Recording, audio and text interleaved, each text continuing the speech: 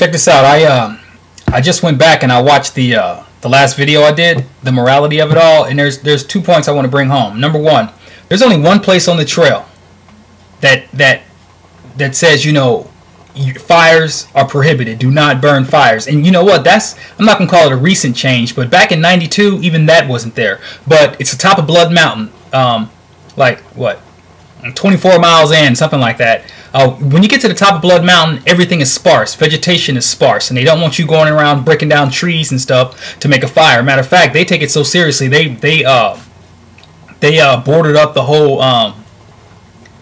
whole fireplace. I mean, it used to be 20 years ago, man. We go in there, we make a fire. The fireplace was there. It was like Christmas in July. It was really cool. But then, you know, people got crazy. They started tearing around natural vegetation and everything, and so they prohibited fires. So when you get on top of Blood Mountain, I mean, it's mostly stone anyway, but when you get on top of Blood Mountain, okay, granted, you know, you can hear what I'm saying. I'm no authority, but at the same time, follow the rules of the land, okay? One guy saying don't make a fire and a sign saying don't make a fire, or a uniformed individual saying don't make a fire, then granted, you know, you're going to acquiesce and you're going to do what these people are telling you to do, you know, for the good of the whole. You see what I'm saying? But one man's opinion is no more better than the other man's opinion, and then you got to respect the source and see where it's coming from, you know? Is this some guy expressing his idealism, or is it a straight rule, you know, something that we need to know? So I don't want to harp on that. But as far as fires go, you know, it's been the second since I've done a through hike, so I can't tell you what rules have changed and what haven't changed. But at the end of the day, don't break no rules based on what I'm telling you. If it says fires are prohibited, then don't make a fire. Second, I'm not saying I don't pack my trash out. If I got a tuna can, if I got something that won't burn, then obviously I'm going to pack my trash out. But when I went back and I saw that video, it just seems like I'm just straight anti. I'm like a pyromaniac and I just want to burn everything up. Nah, it's not like that at all. It's just, I can't say it no more simple than that. If I got ramen packages, if I got trash, if I got paper, if it needs to burn, plastic or not, I'm just going to burn it. I'm sorry. I mean, that's just the way it is. You know, maybe I'm just ignorant like that. I will tell you this, though. I'm not the only one. As soon as my stuff go in there, our hands just start going back and you just start dumping stuff in fire, and I'm sorry, it just makes sense. This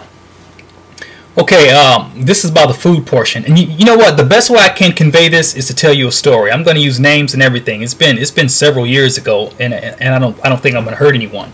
Back in 2005, when I was through hiking, there was this guy. You know, his name is Bramble. I mean, and I got to tell you, he was like, I mean, the women loved this guy. He was a cross between Jean-Claude Van Damme and probably Arnold Schwarzenegger and what's this other dude, Sylvester Stallone. I mean, he was ex-Ranger. The guy was ripped. I mean, he was the nicest guy you ever want to meet, you know.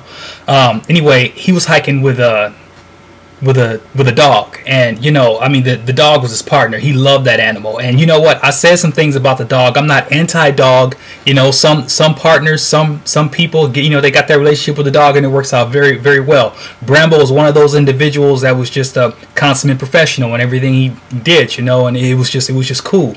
Well, the story is this: Bramble went into town to pick up a package, okay, and to resupply. And what happened was his package, something had happened with his package, and in his package he had money coming, and nothing worked out the way it was supposed to work out. So at the end of the day, he had just enough money in his pocket to either buy dog food, to buy a bag of dog food, or to buy food for him so he could resupply. And when we're talking about food for him, food for us, we're talking about dehydrated stuff. We're talking about ramen, this, that, and the other things. And it's stuff that really wouldn't be fit for an animal to eat, and stuff that an animal wouldn't even eat. But Bramble, being the person that he is, he bought a bag of dog food, okay? And for like a week and a half, this guy ate dog food. I mean, it's just, I take my hat off to him. I mean, he'd stop, he'd give his dog a little, you know, cup of dog food, and he just sticks his hand in there and just like rubbing him down. I'm like, you know what, man? Awesome. You know, Ranger all the way. I can totally see that.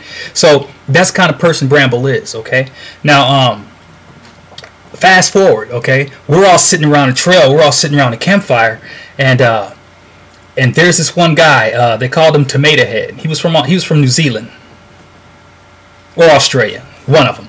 Anyway, everybody's sitting around a fire, and Tomato Head, I mean, he had this big old pot of something. It was spaghetti. I don't know what it was. He was just sitting there eating. You know, everybody's talking, everybody's sharing stories, you know, vibing and everything. And he's like, boy, I'm full. And he just took his pot and just shoved it like that and just threw all the contents in the woods, right? And Bramble, I mean, dude, it was like Dr. Jekyll, Mr. Hyde. He stood up and was like, "What are you doing? You know how many people are hungry on this trail?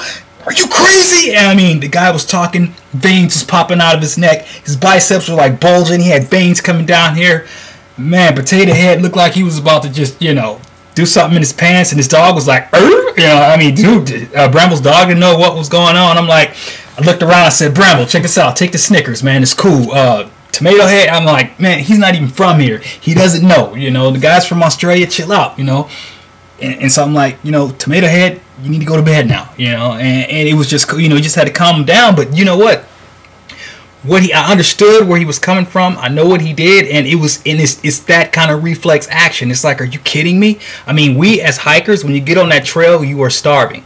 I'm serious, because I'll put it to you like this: you never need to carry no more than 5 days of food. Okay, that may not apply during the presidentials in New Hampshire and the 100-mile wilderness in Maine, but that's the last 2 states. You're talking 4 months down the road. When you get down there, you're gonna know exactly how you want to handle that. But when we're talking about weight, you're only gonna carry so much. But some days, man, your appetite, you're gonna be ravenous. Okay, and you're gonna get to a point where you got 3 meals left. You just ate your 1 meal. You can't eat until the next, you know, tomorrow's supply. And I'm literally, you know, you go to bed hungry. It happens. So the hiker code is this. It's real simple. When you're done eating, before you throw anything away, you say, "Hey, I'm done with this. Anybody want it? 10, 15 hands, whoever there, somebody's going to eat it." I've seen people burn the hell out of their food, and it's just like, what? It's like carbon in the pot. And the guy's like, "I'm not eating this. This is terrible. Anybody want it?" Hands go up. I finished it. People's finished it. And I'm telling you, the etiquette is different on the trail. It's not like, you know, restaurants where people are going to eat off everybody's plate. The trail is different. I'm going to tell you a story about me. There were some day hikers. You know, I was hiking, and I just camped on some day hikers, and this one lady, she was carrying her baby boy. You know, he had a little pink baseball cap when they were turned all sideways, and there was a family, okay? And this kid was going in, and he was grabbing some M&Ms, you know. Now he's facing me. The mother's carrying him like this, and he's just like in a thing doing his thing, and like he wasn't paying no attention. He's grabbing M&Ms or falling on the trail, and I'm walking up behind him like, you know, not even thinking about it. I got food in my pack. You know what I'm saying? It's not like I'm starving, but it's a reflex action. You know, everything changes. Your whole psyche changes. I'm like, dude, that's M&Ms. I'm gonna eat that. So I'm just following it. You know, going around. Every once in a while, I'll stop, pop some in my mouth, and keep on going. The only reason why I stopped is because I got busted. The daughter or somebody looked out, and she saw me, and then I'm like, uh-oh. And I like put it down, played it off, and kept on walking. But I guarantee you, hikers came up behind me. They saw something on the trail. I guarantee you they ate it. But that's what it is, man. I mean, it's just your appetite's ravenous, and you don't even think about it. You find yourself doing things, and you be like, "Whoa, wait a minute, what is this?" You know. And it's funny because not to get off point, but it takes a second, even when you get off the trail, to get your mind back. You know, and when you're doing a through hike and you're out there for that long, I mean, the human body, the human mind is amazing because you will transform. You not even know you're transforming. So I can understand with Bramble, and he's the nicest guy. Bramble probably didn't mean that guy no harm, but I can understand that reflex action. You know, this guy's going, you know, he goes to bed hungry. I go to bed hungry, and this guy's just gonna do something like that. And I'm gonna tell you something else. He just wasn't aware. Okay, Tomato Head's not a bad guy, but you know what? It ended up affecting his hike. We woke up the next morning, Tomato Head was gone. I don't know if he hitched ahead. I mean, Bramble was a very intimidating dude, and if he thought that Bramble meant him harm, he ain't gonna hang around. So it's been a while. I think I saw him again weeks later or something like that, because the event got around real quick. But be conscious of these things. You know, if you're gonna eat and you got extra food, by all means, you know, pass it around, share it, and because you're gonna find yourself in a situation where, you know, you're gonna be hungry. You know, I got through that pretty fast. We were talking about food. Talking about sharing. I guess that's about it. So there's no shame in it. Okay. I talked about the hiking. Talked about, you know, you don't need no more than 5 days of food. Yeah. Okay. Sweet. This was food. I'm done for the day. I think I did like 5 videos today. I don't know if I'll post them all.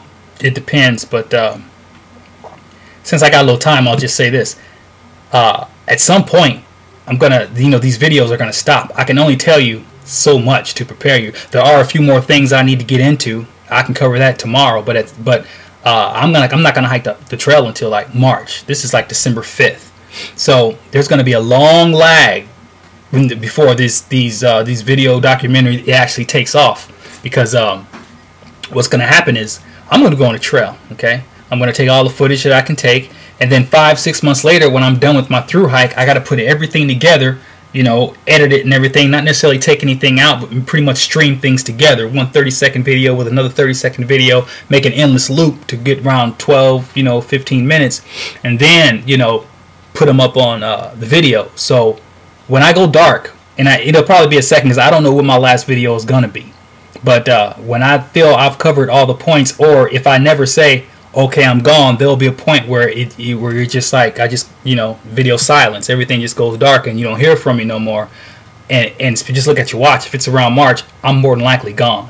Okay? We got a few more videos yet. And one more thing, since I got the time to tell you.